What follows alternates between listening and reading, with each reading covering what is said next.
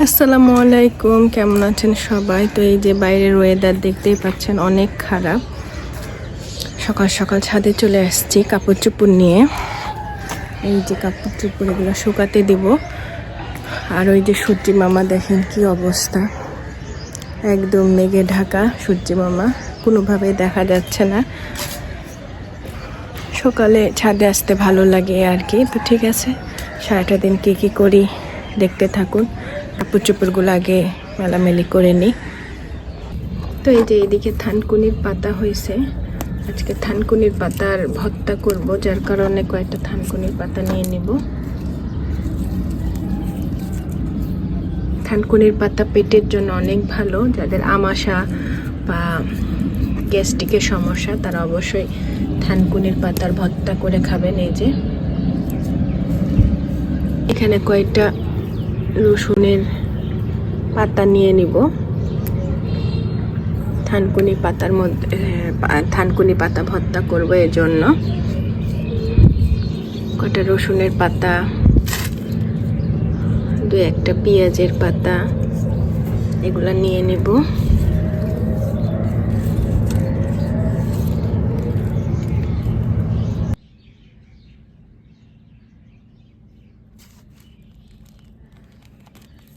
তো এই যে নিয়ে নিয়েছি, এখন বাসায় চলে যাব, কারণ ওয়েদারটা অনেক খারাপ। আর এগুলা হলো কালকের কাপড় আমার, যেগুলা আধা শুকনা হয়ে আছে, ওই জন্য শুকাতে দিলাম। আবার হয়তো বা 1-8 ঘন্টা পরে রোদ উঠবে, উঠলে এগুলো একদম শুকনো ঠনঠনা হয়ে যাবে। তো ঠিক আছে।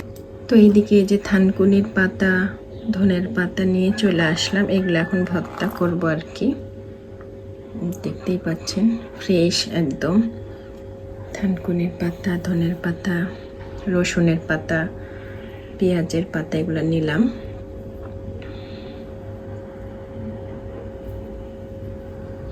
তাই তো এদিকে আমি রসুন আর কাঁচামরিচ নিয়ে নিলাম। যেহেতু খুব অল্প পরিমাণ রসুন দেব না, গ্যাস্ট্রিকের সমস্যা হতে পারে, এজন্য 2টা কাঁচামরিচ আর হলো 1 কোয়া রসুন দিয়ে দিলাম, যেহেতু অল্প ভর্তা। তো ঠিক আছে, এটা আগে পেস্ট করি, তারপর ওইগুলা পেস্ট করে নেব।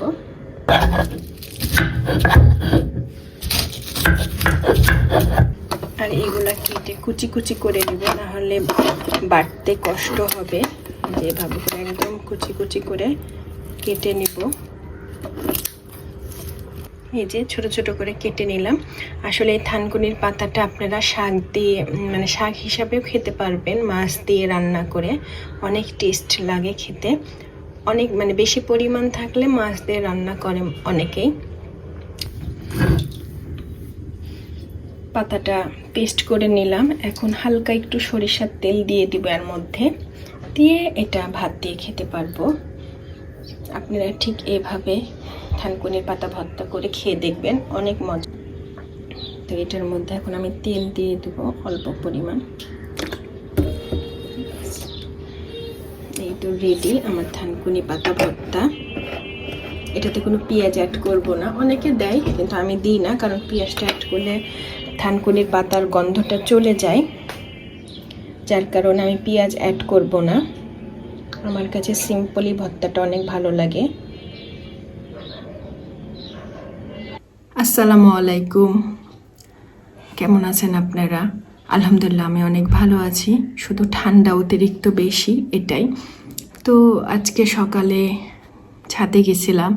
ছাদে যাওয়ার পরে কাপড় চোপড় মেলে দিয়ে আসলাম।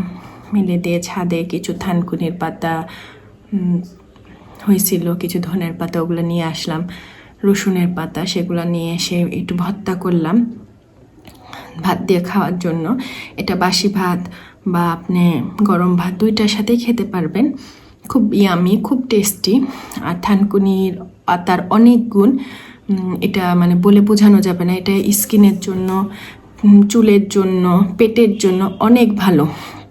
যাদের মনে করেন যে আমাশার সমস্যা, বা দেখা যাচ্ছে যে কিছুদিন পর পর অনেক গ্যাস্ট্রিকের সমস্যা হয়, তারা যদি নিয়ম করে প্রতিদিন সকালে বাসি পেটে মানে খালি পেটে যদি হলো 4-5টা থানকুনি পাতা চিবিয়ে খেয়ে নেয় প্রতিনিয়ত ওষুধ মনে করে, ইনশাল্লাহ তাদের সমস্যা সব সমাধান হয়ে যাবে পেটের। কারণ এটা আমি নিজে করেছি।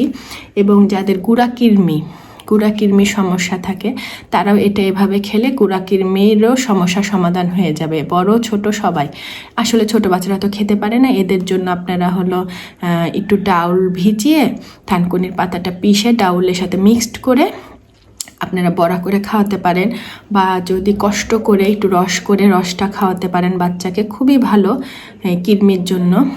আর বললামই তো চুলের জন্য অনেক ভালো। আপনারা বাসায় তেল তৈরি করেন অনেকে, সেই তেলের মধ্যে আপনার মেহেদি, থানকুনির পাতা, তারপরে অ্যালোভেরা এটসেট্রা বিভিন্ন আরও অনেক কিছু আছে, সেগুলো দিয়ে চুলে তেল তৈরি করে লাগালে চুলের গোড়া শক্ত হয়, যার কারণে চুল পড়া বন্ধ হয় এ আর কি।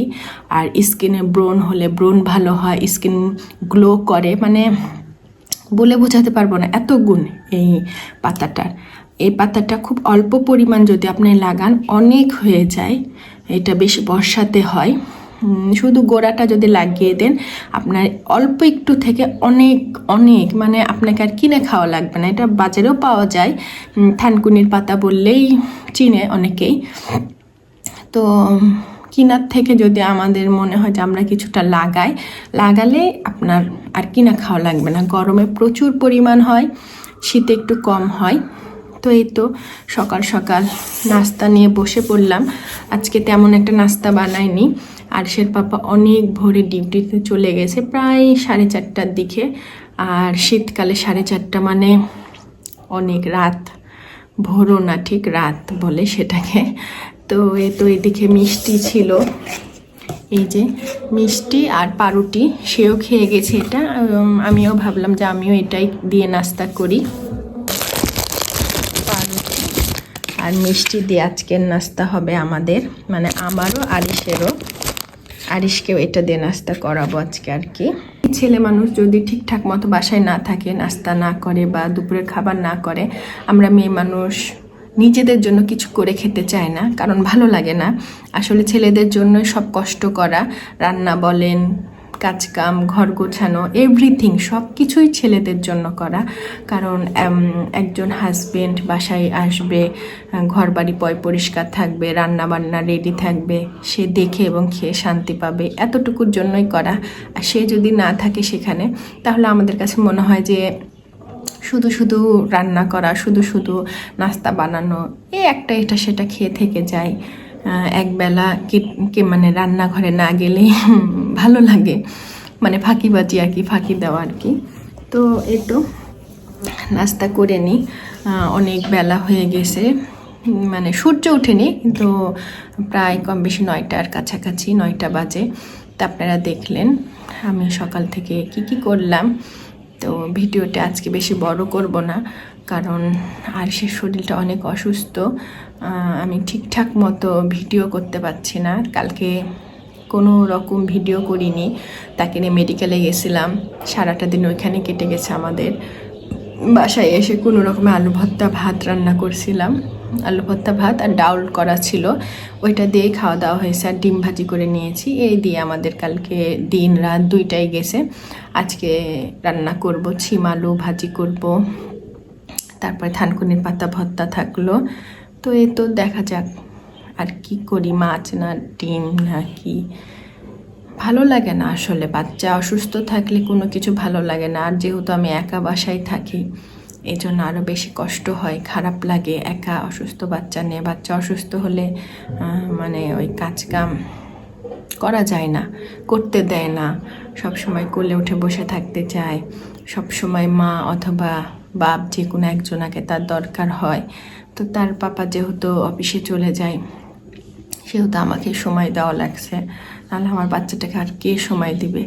বাসায় যদি অন্য কোনো মেম্বার থাকে, যেমন দাদা দাদি বা নানা নানি বা ভাই বোন বা কেউ একটা থাকলে দেখা যায় যে বাচ্চা একবার একবার মায়ের কাছে আসে, একবার তার কাছে যায়, এভাবে মাও একটু রিল্যাক্সে কাজকাম করতে পারে। কিন্তু আমি সেটা পারি না, আজকের ভিডিওটি এ পর্যন্ত। সবাই ভালো থাকবেন, সুস্থ থাকবেন, আমার জন্য আরিশের জন্য দোয়া করবেন। আল্লাহ হাফেজ।